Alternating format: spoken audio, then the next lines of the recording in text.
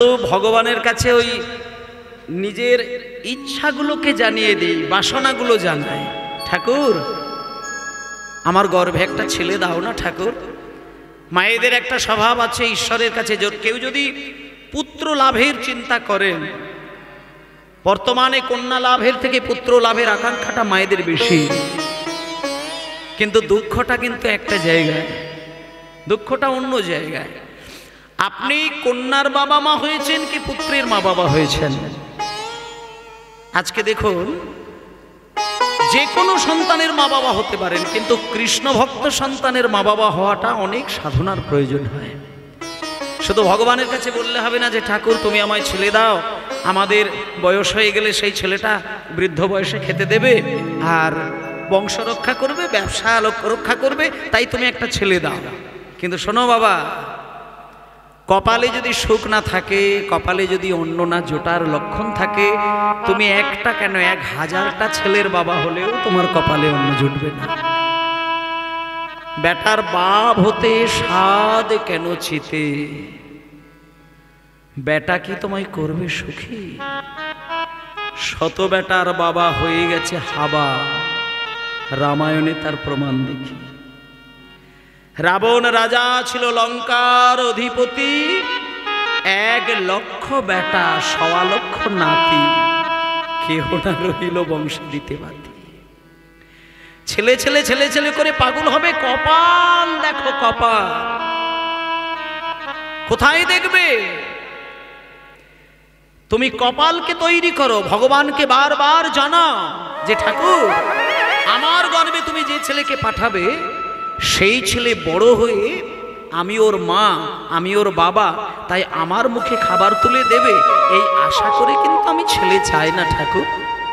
আমি শুধু তোমাকে রাত দিন কেঁদে কেঁদে জানাই, আমার পেটে তুমি যে ছেলেটিকে পাঠাবে, ওই ছেলে জন্মের পর থেকে ও যত বড় হবে, ও যেন তোমার সেবাতেই নিয়োগ থাকতে পারে, ও যেন তোমার সেবাতেই ব্যতিব্যস্ত হয়ে যায়। না না না না না, আমার সেবার জন্য আমাকে ছেলে দিও না।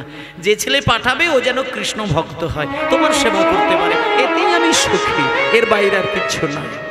তবে এটা সত্য, কৃষ্ণ ভক্ত মানুষের মা বাবা কোনোদিন দুঃখ পায় না। যে ছেলে কৃষ্ণ ভক্ত হয়, সেই ছেলের মাকে বৃদ্ধাশ্রমে যেতে হয় না। যে ছেলে কৃষ্ণ ভক্ত হয়, তার মাকে খাবারের অভাবে চোখে হাত দিয়ে কাঁদতে হয় না। যে ছেলে কৃষ্ণ ভক্ত হয়, তার মা বাবার কোনো দুঃখ হয় না। কারণ শাস্ত্রে একটা বিধান আছে, কৃষ্ণ ভক্ত সন্তানের মা বাবারা কোনোদিন সন্তানের কাছ থেকে ব্যথা পায় না।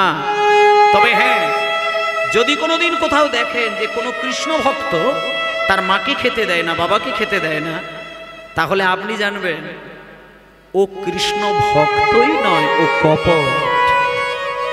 শুধু গলায় তুলসী মালা, হাতে জপের মালা, এটা থাকলে কৃষ্ণ ভক্ত হবে নয়। ভেতরে যদি সত্যিকারের কৃষ্ণ প্রেম থাকে, তাহলে কিন্তু সে খাবারের থালা খেতে গেলে একটাবার তার মনটা কেঁদে উঠবে। সেই কান্না নিয়ে গিয়ে সে কিন্তু মায়ের কাছে গিয়ে বলবে, মা তুমি খেয়েছো, বাবা তুমি খেয়েছো। এই যে মা খেয়েছে কিনা, বাবা খেয়েছে কিনা, সবকিছু খোঁজের দায়িত্ব একটা ভেতরে থাকা ভক্তি, কৃষ্ণ ভক্তি, সেই সন্তান কিন্তু বলবে। তাই জন্য ছেলেকে দরকার হয় ভক্ত তৈরি করার।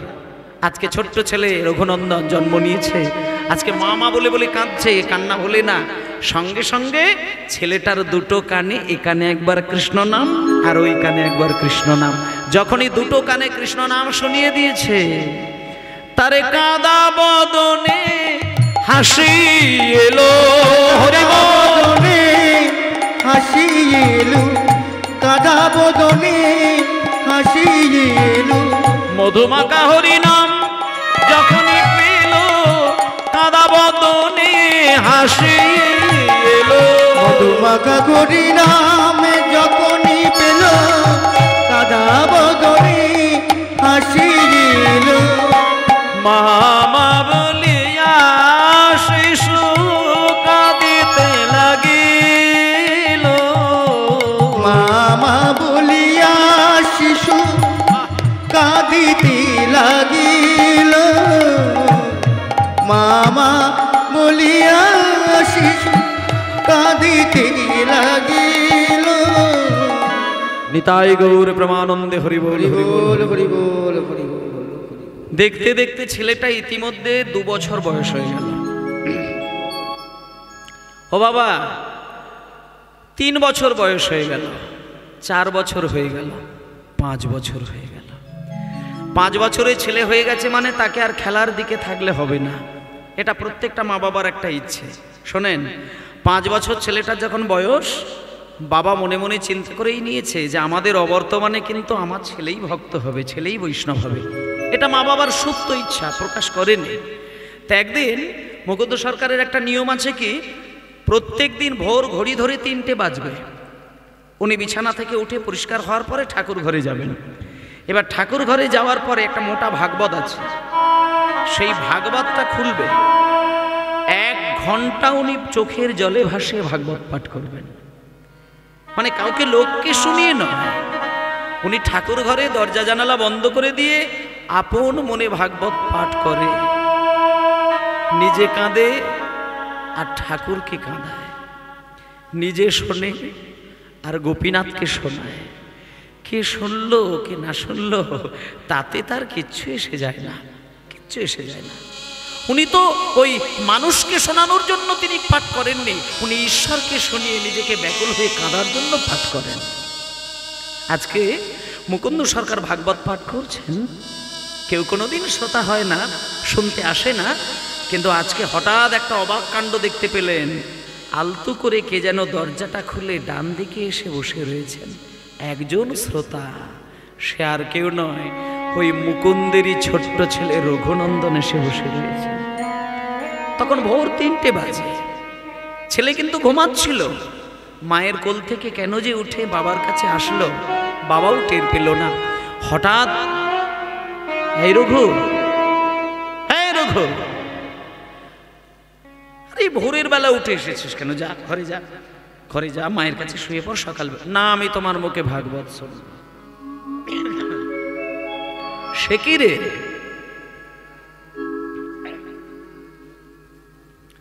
ভাগবত শুনবি?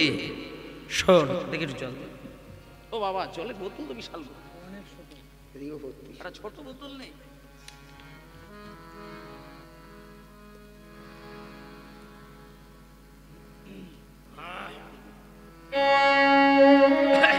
প্রেমানন্দ হরি বল হরি বল হরি বল। এবার ছোট্ট ছেলেটা ভাগবত শুনছে। হঠাৎ করে মুকুন্দ সরকার বলছে, খোকা, এই যে এতক্ষণ আমি তোকে ভাগবত শোনালাম, তুই আমার কোলে বসে যে ভাগবত শুনলি, আচ্ছা তুই কি কিছু বুঝতে পেরেছিস? ছোট্ট ছেলেটা যেই পাশে বসেছে, কিছুতেই বাবা শোনাবে না আর ছেলেও শুনবে না। তখন শেষকালে বললো, ঠিক আছে ঠিক আছে, আমার কোলে আয়। বললে কোলে বসে 1 ঘন্টা ভাগবত শুনিয়েছিল। এবার 1 ঘন্টা পরে বাবা বলছে, তুই কিছু মানেটা বুঝলি? না, মানে তো ঠিক বুঝতে পারলাম না। আরে মানে বুঝবি কি করে? এটা কি বাংলা ভাষা যে তুই মানে বুঝবি? শোন শোন, এখন আর বেশি তোর সঙ্গে কথা বলবো না, তুই বাড়িতে চলে যা, ঘরের ভেতরে চলে যা, আমি দরজা বন্ধ করে দিয়ে একটু গোপীনাথের সেবা করব, চলে যা, ভেতরে চলে যা। এই বলে ভাগবত শুনিয়ে দিয়ে রঘুনন্দনকে ঘরে পাঠিয়ে দিয়ে এবার মুকুন্দ সরকার শুরু করে দিলেন। প্রকট শ্রীখণ্ডে বাস, নাম শ্রী মুকুন্দ দাস। প্রকট শ্রীখণ্ডে বাস, নামে শ্রী মুকুন্দ দাস। প্রকট শ্রীখণ্ডে বাস, নামে শ্রী মুকুন্দ দাস। প্রকট শ্রীখণ্ডে বাস, নাম শ্রী মুকুন্দ দাস। প্রকট শ্রীখণ্ডে বাস, নামে শ্রী মুকুন্দ দাস। ওই ঘরে গোপীনাথ সেবা জানে, গোপীনাথ সেবা জানে। ওই ঘরে গোপীনাথ সেবা জানে, গোপীনাথ সেবা জানে। আর ঘরে গোপীনাথ সেবা জানি, ঘরে গোপীনাথ সেবা জানি, ঘরে গোপীনাথ সেবা জানি। আপনারাও প্রত্যেক দিন সকালবেলা হোক বা দুপুরবেলা হোক বা সন্ধ্যাবেলা হোক ভগবানের মন্দিরে যান, মানে কিছু হোক বা না হোক অন্তত সন্ধ্যাবেলা সন্ধ্যা প্রদীপটা তো দেন আপনারা। তা আপনারা ভগবান আসতে মা কথা নাই, কথা নয়, ভগবানের কাছে গিয়ে আপনারা ভগবানকে কি ভাবে সেবা দেন সেটা আজকে দেখুন মুকুন্দ সরকারের কাছ থেকে শিখতে হবে। মুকুন্দ সরকার তুলসী পত্রে চন্দন মাখিয়েছেন, ভক্তি সহকারে সেই চন্দনের তুলসী পত্রটি গোপীনাথের একটা চরণে দিয়েছেন, আর একটা চরণে দেবেন বলে সবে হাতে ধরেছে, খেয়ে যেন ছুটে এসে দরজা খুলে দিয়ে আছাড় খেয়ে পড়ল ওই মুকুন্দ সরকারের চরণে। এবার পুজোয় বসেছে, একটা বাচ্চা ছেলে ছুটে এসে যেই কবিরাজের চরণে আছাড় খেয়ে পড়েছে, কবিরাজ ঠাকুর, কবিরাজ ঠাকুর, কবিরাজ ঠাকুর, ও কে তুই? আরে ঠাকুরের সামনে কারোর পা ধরতে আছে? ছেড়ে দে, ছেড়ে দে, ওঠ, বাইরে দাঁড়া। কি হয়েছে তোর? সকালবেলা আমি মন্দিরে পুজো করছিস আর ওই দরজাটা খুলে দিয়ে আমার পায়ে জড়িয়ে ধরলি? বল বল বল, কি হয়েছে বল। কবিরাজ ঠাকুর, কবিরাজ ঠাকুর, আপনি আমার বাড়িতে একবার যাবেন।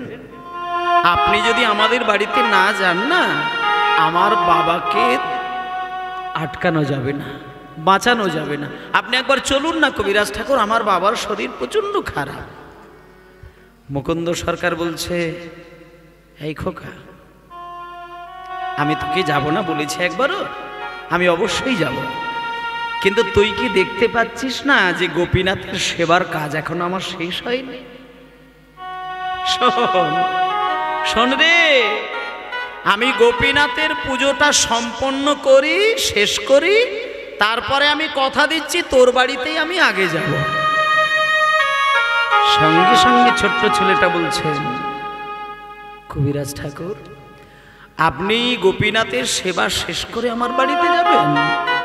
শুনুন, আপনি যদি গোপীনাথের পুজো শেষ করে আমার বাড়িতে যান, ততক্ষণে কিন্তু আমার বাবাকে আমি ধরে আটকাতে পারবো না। আসলে আমার কোনো পয়সা কড়ি নেই, আমার যদি কোনো পয়সা কড়ি থাকতো তাহলে আমি অন্য কবিরাজের কাছে যেতাম, আমার তো পয়সা কড়ি নেই ঠাকুর। কবিরাজ ঠাকুর, আপনি দয়া করে এক্ষুনি চলুন, নইলে আমার বাবাকে আমি ধরে রাখতে পারবো না, আপনি চলুন। মুকুন্দ সরকার কিছু উপায় খোঁজে না পেরে চোখ বন্ধ করে মাথা নিচু করে গৌরহরি ধ্যান করলেন। হে গৌরহরি, তুমি আমায় বলেছিলে একদিকে কৃষ্ণ সেবা করবি আর একদিকে ওই জীবের সেবা করবি, কিন্তু ঠাকুর আমি তো এখন কৃষ্ণ সেবা করতে বসেছি, আর মাঝখানে জীবের সেবার দায়িত্ব এসেছে। বলো ঠাকুর, এবার আমি কোনটা ছেড়ে কোনটা ধরি? এদিকে আমার পুজো শেষ করলে রোগী মারা যাবে, আর রোগীর কাছে যেতে গেলে পুজো বন্ধ হয়ে যাবে। তাহলে ঠাকুর তুমি আমাকে এইবার বুঝিয়ে বলো, কোনটা আগে করি কোনটা পরে করি? পরক্ষণে মুকুন্দ সরকারের মাথায় আসলো, না না না না না না না না না, আগে ভক্ত সেবা, আগে ভক্ত সেবা। আমি যতটুকু জানি যে ভক্ত যদি যন্ত্রণায় ছটপট করে ভগবানও শান্তি পায় না। আমি বরং ছুটে গিয়ে ভক্তের প্রাণটা বাঁচাই। পরক্ষণে ভাবলেন যে না, ভক্তের প্রাণ বাঁচাতে গিয়ে আমি যদি গোপীনাথের সেবাটা শেষ না করে যাই, তাহলে তো আমার মস্তিষ্কও কাজ করবে না। এখন আমি কি করি? একটা আমার মাইনে করা কোনো ব্রাহ্মণ ঠাকুরও আমার বংশে ঘরে নেই যে আমি অন্ততপক্ষে এই ক্ষণের জন্য আমি ব্রাহ্মণকে দায়িত্বটা দিয়ে চলে যাই।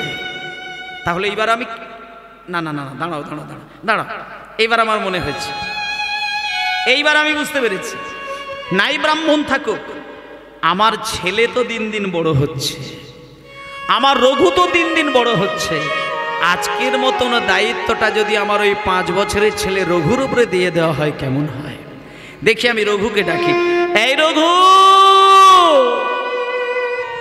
রঘু, গেলা কোন কার্যান্তরে গোপীনাথের সেবার তরে গেলা কোন কার্যান হৃদয় গৌর হরিব গোপীনাথের সেবার তরে গেলা কোন কার্যান তরে গোপীনাথের সেবার তরে কোন কার্যান তরে গোপীনাথের সেবার তরে ওই শ্রী রঘুনন্দনে ডাকিয়ানে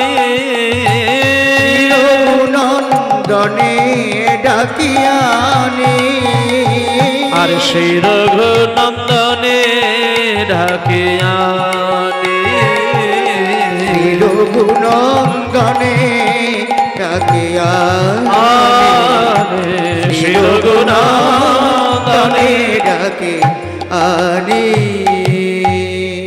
এই রঘু, রঘু, এই বাবা রঘু। বাবা তুমি আমাকে ডাকছো বাবা? হ্যাঁ তোমায় ডেকেছি, আমার সামনে এসো, সামনে এসো, একেবারে কাছে এসো।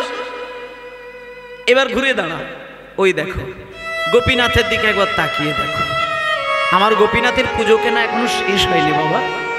আর ওই দেখো একটা বাচ্চা ছেলে আমাকে নিয়ে যাবার জন্য অনেকক্ষণ অপেক্ষা করছে। এই রঘু,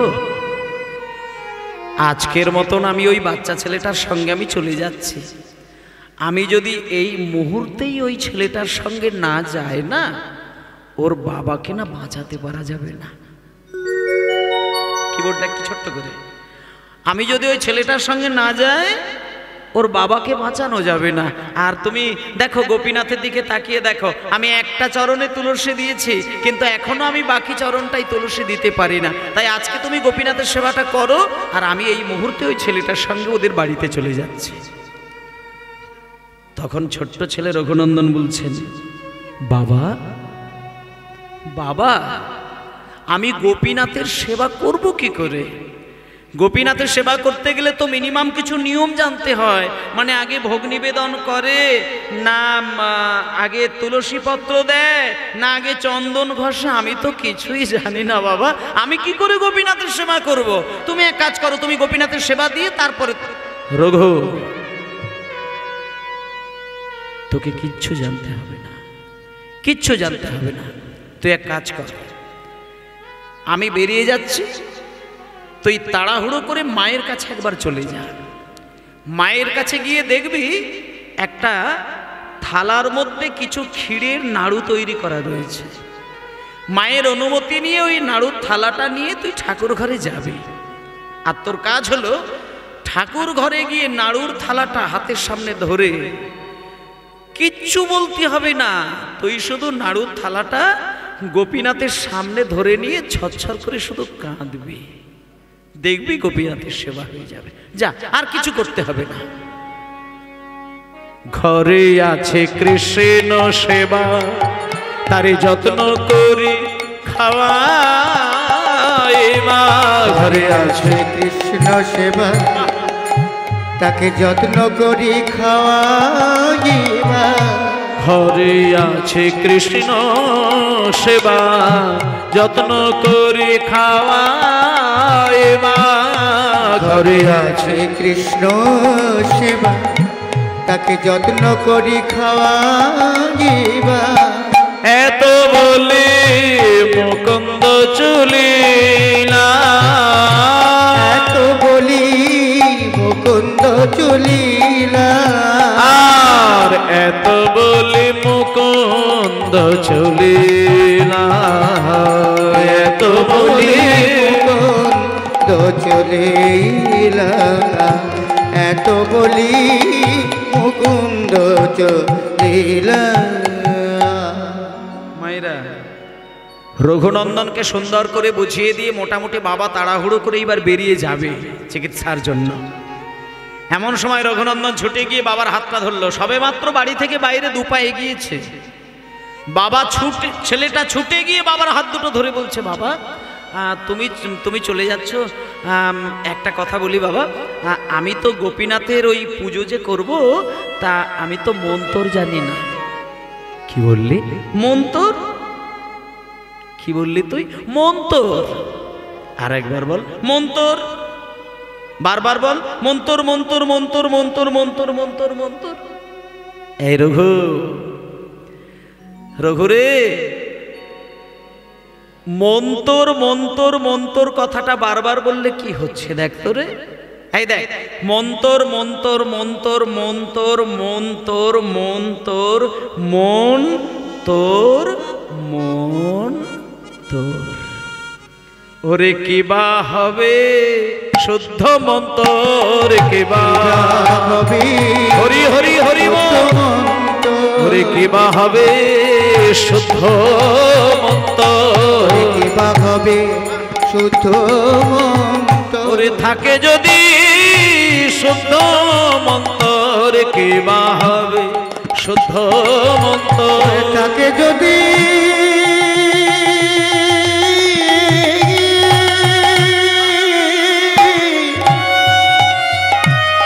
শুদ্ধ মন্তর, কিবা হবে শুদ্ধ মন্তর।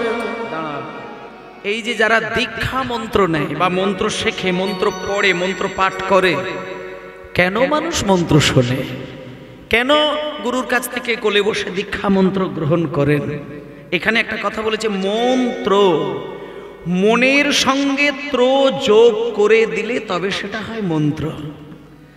মানে মনকে ত্রাণ করানোর জন্য, স্নান করানোর জন্য, পরিষ্কার করে দেওয়ার জন্য, মনকে ধুইয়ে দেওয়ার জন্য মন্ত্র ধারণ করে। তা মানুষের মনে যদি পাপ না আসে তখন মন্ত্রের প্রয়োজন নেই। ওরে রঘু, তুই 5 বছরের ছেলে, তোর এখনো মনে কোনো পাপ আসেনি রে বাবা, তোকে এখনই মন্ত্র নিতে হবে না। তুই যত বড় হবি মন্ত্র শিখবি, এখন শুধু ভগবানকে ডেকে যা। ও আচ্ছা আচ্ছা বাবা, ঠিক আছে ঠিক আছে। আচ্ছা বাবা, তাহলে আর আমি তোমাকে কোনো বিরক্ত করবো না। শুধু এবার একটা কথা জেনে নেব, আজকে যদি আমি গোপীনাথের কাছে গিয়ে নাড়ুর থালাটা নিয়ে দাঁড়াই, আচ্ছা বাবা, ওই গোপীনাথ আমার হাতে নাড়ু খাবে? কেন খাবে না? কেন খাবে না? ধ্রুবর হাতে খেয়েছে, প্রহ্লাদের হাতে খেয়েছে, তোর হাতে খাবে না? নিশ্চয়ই খাবে। চলে যা, আমার আর দেরি করলে চলবে না বাবা। দেখ না ছেলেটা দাঁড়িয়ে দাঁড়িয়ে খাচ্ছে, চলে যা, মায়ের কাছে চলে যা। ঘরে আছে কৃষ্ণ সেবা, যত্ন করে খাওয়াইবা। ঘরে আছে কৃষ্ণ সেবা, যত্ন করি খাওয়াইবা। এত বলি গোপীনাথের সম্মুখে ধরিলা, এত বলি গোপীনাথের সম্মুখে ধরিলা। আর গোপীনাথের সম্মুখে ধরিলা, গোপীনাথের সম্মুখে ধরিলা, গোপীনাথের সম্মুখে ধরিলা। এইবার মায়েদেরকে একটা কথা বলি, আজকে যে পালাই বলুন আর লীলাই বলুন যেটা শুনছেন, এর সত্য ইতিহাস যদি আপনারা দেখতে চান, এখনো সেই জায়গা রয়েছে। বিভিন্ন জায়গায় বিভিন্ন তীর্থে তো আপনারা বেড়াতে যান, কিন্তু এই বাংলার মাটিতেই অসংখ্য কিছু তীর্থ রয়েছে যেটা আপনাদের অনেকেই জানেননি। মানে পাথরের বিগ্রহ যে কথা বলে, পাথরের বিগ্রহ থেকেই যে প্রাণ বেরিয়ে এসে মানুষের সঙ্গে লীলা করেন, তার প্রমাণই লীলার মধ্যে রয়েছে এবং তার সত্য ইতিহাসের প্রমাণ এখনো সেই জায়গায় রয়েছে। আপনারা অবশ্যই দেখতে পাবেন। আজকে ছেলেটা, বাচ্চা ছেলে, 5 বছর বয়স, বাবা বলেছিল যে গোপীনাথ নাড়ু খাবে, মানে এমনি এটা বলে দিয়েছিলেন বাবা, কোনো কিছু ভেবে বলেননি। আর বেটা রঘুনন্দন সে ভেবেছে যে গোপীনাথ বুঝি মানুষের মতন হাতে তুলে তুলে চিবিয়ে চিবিয়ে নাড়ু খায়। সে ভেবেছে মানুষের মতো নাড়ু খায়, কিন্তু এটা এক বিন্দু বানানো গল্প নয়, তার প্রমাণ আছে, আমি ঠিকানা দিয়ে দেবো, ঘুরে আসবে। প্রত্যেক বৎসর অগ্রহায়ণ মাসে সেই জায়গায় বিরাট অনুষ্ঠান হয়, লক্ষ লক্ষ ভক্তের সমাগম হয়। আমি দিনটা বলে দেবো, ঠিকানাটা দিয়ে দেবো, আপনারা ঘুরে আসবেন। আজকে সেই গোপীনাথ এখনো রয়েছে। তা আজকে রঘুনন্দন 5 বছরের ছেলে মায়ের কাছে চলে গেল, বাবা তো বেরিয়ে গেল আস্তে। মায়েরা একটু ধৈর্য বাড়িয়ে কীর্তন শুনবেন, কারণ মানুষের সব থেকে ধ্বংসের মূল কারণ তো ওই জায়গায়, খাওয়ার মানে খিদে সহ্য না করা আর ঘুম সহ্য না করা, এই দুটোতেই মরেছে। তাই ঘুমকে সংবরণ করতে হবে। কেমন? ঘুমকে সংবরণ করতে হবে, আর খাওয়াকে সংবরণ করতে হবে। উদযাপন করলে হবে না, সংবরণ করতে হবে। তা ঘুম লাগতেই পারে। কীর্তন আসরে বসলে যদি ঘুম আসে, তাহলে জানতে হবে মায়া বেশি করে আপনাকে অক্টোপাসের মতো ধরেছে, এটা ভাবতে হবে। আর কীর্তন বাসরে বসলেই যদি আপনার রোগটা বৃদ্ধি হয়, বাতের ব্যথা এমনিতেই রয়েছে, কিন্তু হরিনামের বাসরে বসলে যদি বাতের ব্যথাটা বেড়ে ওঠে, জানতে হবে মোহমায়াতে আপনি বেশি করে জর্জরিত হয়ে আছেন। আপনি ওইটা কষ্ট করে যত বেশি নামের অমৃতে ডুববেন, আগামী দিন তবেই আপনি ভালো ফল পাবেন। আর তা নাহলে ঘুম পেলো তো গিয়ে শুয়ে পড়লাম, খিদে পেলো তো গিয়ে ভাকুম ভাকুম করে খাওয়া শুরু করে দিলাম। এতে করে কিন্তু ভক্ত হওয়া যাবে না। ভক্ত হতে গেলে একটা জিনিস জানতে হবে, কোটি কোটি পরিশ্রম করলে, হাজার জ্বালা যন্ত্রণাকে সহ্য করলে তবে না কিঞ্চিত ভগবানের কৃপা লাভ হয়। আর এটা হচ্ছে আমার সেবার আসন। ও মায়েরা, সেবার আসন ত্যাগ করা ঠিক নয়। ত্যাগ করতে পারে না, সেটা যদি বিশেষ কোনো কারণ হয়, কিন্তু সামান্য ঘুম আর খাওয়ার জন্য যদি আসন ত্যাগ করেন, এ তো নিছক মানে নরকুলে জন্ম নেওয়ায় বৃথা বলা যায়। নরকুলে জন্ম নিয়েছেন কিন্তু ঘুমের জন্য সেবার আসন ত্যাগ করছেন। আপনি চিন্তা করে দেখুন আপনি কত বড় ভুল কাজ করছেন। তাই এতক্ষণ ধৈর্য ধরেছেন মানে আশা করি ধৈর্য ধরবে। আপনারা তো ৩-৪ ঘন্টা কীর্তন শোনেন। মালদা মুর্শিদাবাদের দিকে যখন বেড়াত কীর্তন যায়, সকাল থেকে পরের দিন সকাল, এটা একদিন ২৪ ঘন্টা শুধু নয়, ৪ দিন করে অনুষ্ঠান চলে। একজন ব্যক্তি ৩ দিন ৪ দিন একটু আধটু সময় গ্যাপ দিয়ে সারাক্ষণ ধরে কীর্তন শোনেন। তাদের এত কীর্তনের প্রতি অনুরাগ। আর বাংলাদেশের কথা তো বলে শেষ করা যাবে না। বাংলাদেশে এই কীর্তন না, বাংলাদেশে শুধু যদি আপনি হরে কৃষ্ণ মহামন্ত্রটা গান করেন, তাদের আবেগ ধরে রাখা যাবে না। পাগল হয়ে আছাড় খেয়ে তারা কাঁদে। সে প্রেম কোথায়? সে প্রেম কোথায়? সেসব ভক্ত আছে যেখানে এক ফোঁটা চোখের জল যদি কীর্তনিয়ার আসে, সেখানে শ্রোতাদের এক কলসি নয়নের জল বিগলিত। আর যেদিন দেখবেন আপনি হরিনাম শুনতে গিয়ে আপনার সেই জিনিসটাই এসেছে, আপনাকে আর ছুটে কোথাও যেতে হবে না, আপনি কৃষ্ণের চরণটা কিন্তু আপনি বেঁধে ফেলেছেন। আপনাকে এটা বুঝতে হবে। তা আজকে দেখুন, ছোট্ট ছেলেটাকে বাবা বলে দিয়েছে, নাড়ু খায়, সে বেটা পরিষ্কার বুঝে নিয়েছে, মানুষের মতো নাড়ু খায়। মায়ের কাছে গিয়ে দাঁড়ালো, মাকে বললো মা, মা, ও মা, মা, এই মা মা মা মা করছে। কি হয়েছে তো? ও মা, বাবাকে না একটা বাচ্চা ছেলে জোর করে তুলে নিয়ে চলে গেল। আর বাবা আজকে আমাকে একটা খুব সুন্দর দায়িত্ব দিয়েছে। বাবা আমাকে বলেছে, ওই যে তুমি নাড়ুর থালাটা সাজিয়ে রেখেছো, ওটা বাবা বললো আমাকে দিতে।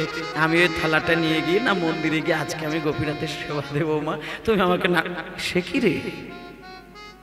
হ্যাঁ দাঁড়া, তুই কি গোপীনাথের সেবা দিবি? তুই গোপীনাথের কোনো নিয়ম জানিস, কোনো মন্ত্র জানিস? না, বাবা আমাকে বলেছে নিয়ম জানতে হবে না, মন্ত্র জানতে হবে না, কিচ্ছু জানতে হবে না। মা শুধু বলেছে গোপীনাথের সামনে নাকি গিয়ে শুধু কাঁদলে গোপীনাথ সেবা পাবে। তুমি দাও, তুমি আমায় নাড়ু থালা দাও। তোকে তোর বাবা এটা বলে দিয়ে গেল? হ্যাঁ বাবা আমায় বলে দিয়ে গেছে, অত কথা বলতে পারছি না, দাও আমাকে নাড়ু থালা দাও। বাচ্চা ছেলে। মা দেখলো ছেলেটা পাগল হয়েছে বোধহয়। মা নাড়ু থালাটা দেবে, তার আগে ছুটে গিয়ে মন্দিরের দরজা খুলে আছাড় খেয়ে গোপীনাথের চরণে ধরে কাঁদতে লাগলো। ঠাকুর, আমার এই সংসারে এই স্বামী আর এই পুত্র, এছাড়া তো আমার কেউ নেই ঠাকুর। তাই এরা যে বাপ বেটা মিলে কি যে তোমাকে নিয়ে শুরু করেছে ঠাকুর, এদের দুজনের কাজের ভুলে, চিন্তার ভুলে যদি কিছু তোমার চরণে অপরাধ করে থাকে ঠাকুর, তুমি যেন সেই পাপ নিও না, সেই পাপ তুমি আমায় দিয়ে দিও ঠাকুর, তুমি নিও না। ছেলের যদি পাপ হয় তুমি আমাকে দাও, স্বামীর যদি পাপ হয় তুমি আমাকে দাও, তুমি পাপ নিও না ঠাকুর। মন্দির থেকে ছুটে বেরিয়ে এসে নাড়ুর থালাটা নিয়ে ছেলেটাকে দিলেন। এই রঘু, চলে যা, তুই নাড়ুর থালা নিয়ে চলে যা, মন্দিরে যা। এই বলে নাড়ুর থালা হাতে নিয়ে এইবার সেই ছোট্ট ছেলে রঘুনন্দন, ছোট্ট ছেলে মন্দিরে গিয়ে বলছে, ঠাকুর আমি কিন্তু তোমার কোনো নিয়ম জানি না। এত বলি গোপীনাথে সম্মুখে ধরিলা, এত বলি গোপীনাথের সম্মুখে ধরিলা আর এত বলি গোপীনাথের সম্মুখে ধরিলা আবার এত বলি গোপীনাথে সম্মুখে ধরিলা আর গোপীনাথের সম্মুখে ধরিলা গোপীনাথের সম্মুখে ধরিলা আর গোপীনাথের সম্মুখে ধরিলা গোপীনাথের সম্মুখে ধরিলা। এইবার বাচ্চা ছেলের কাণ্ড দেখুন মা, বাচ্চা ছেলের কাণ্ড, 5 বছরের ছেলের কাণ্ড। আপনাদের পাড়ায় আপনাদের বাড়িতে অনেকেরই বাড়িতে 5, 6, 7 বছরের ছেলেরা আছে, কিন্তু এই ছেলেটার কাণ্ড দেখো। মন্দিরে গিয়ে নাড়ুর থালাটা সামনে নিয়েই বলছে, ঠাকুর ও ঠাকুর, বাবা না একটা বাচ্চা ছেলের সঙ্গে এক্ষুনি বেরিয়ে গেল, আর আজকের মতন তোমার মন্দিরের সমস্ত দায়িত্ব কিন্তু বাবা আমায় দিয়ে গেছে ঠাকুর। ও ঠাকুর, আমি কিন্তু তোমার কোনো নিয়ম জানি না, কিচ্ছু নিয়ম জানি না। মা সারা রাত্রির ধরে নাড়ু তৈরি করেছে, কি সুন্দর মিষ্টি নাড়ু গোপীনাথ, তুমি একটা নাড়ু খাও না ঠাকুর, কাল থেকে বাবা আবার তোমাকে সেবা দেবে, শুধু একটা নাড়ু খেয়ে নাও। এসো ঠাকুর এসো।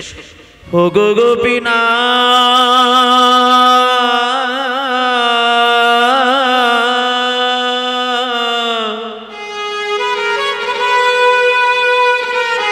ও গো গোপীনাথ,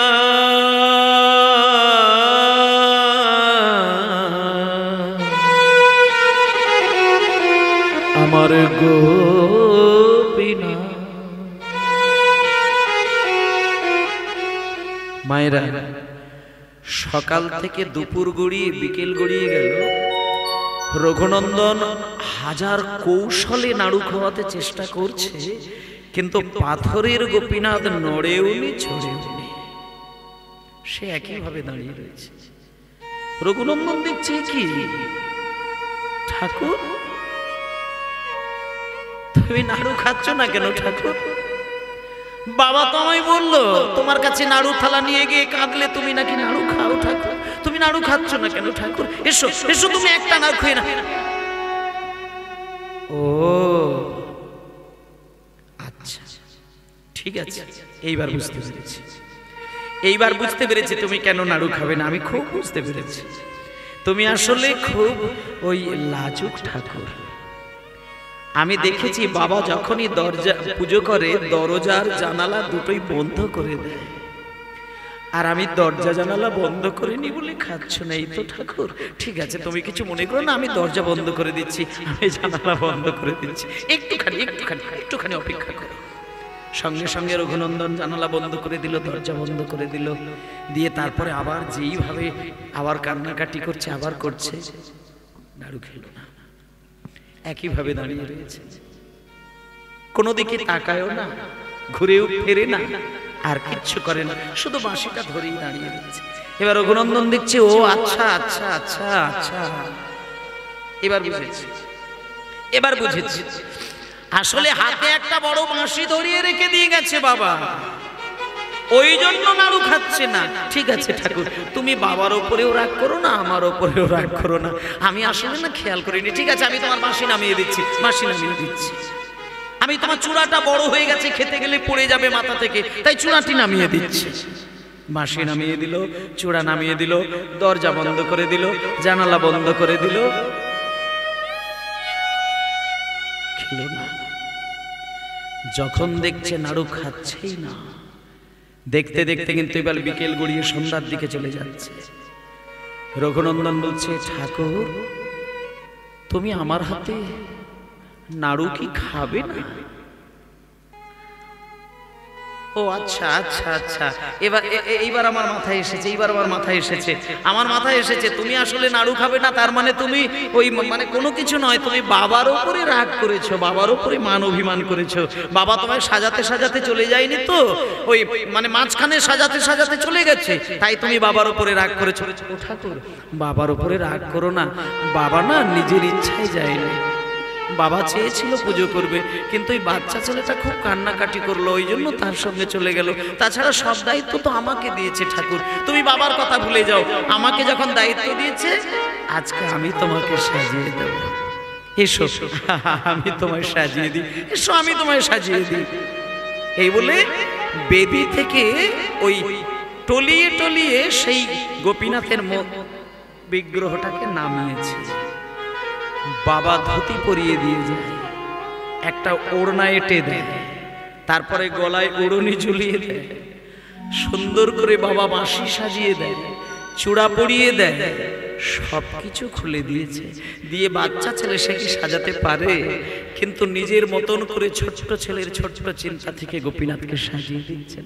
ভেবেছে বুঝি আমি সুন্দর করে ধুতি পরিয়ে দিলে, ওই মানে বাঁশি ধরিয়ে দিলে বোধহয় খাবে, এই চিন্তা করে গোপীনাথকে টেনে নিয়ে কোলে বসিয়ে নিয়ে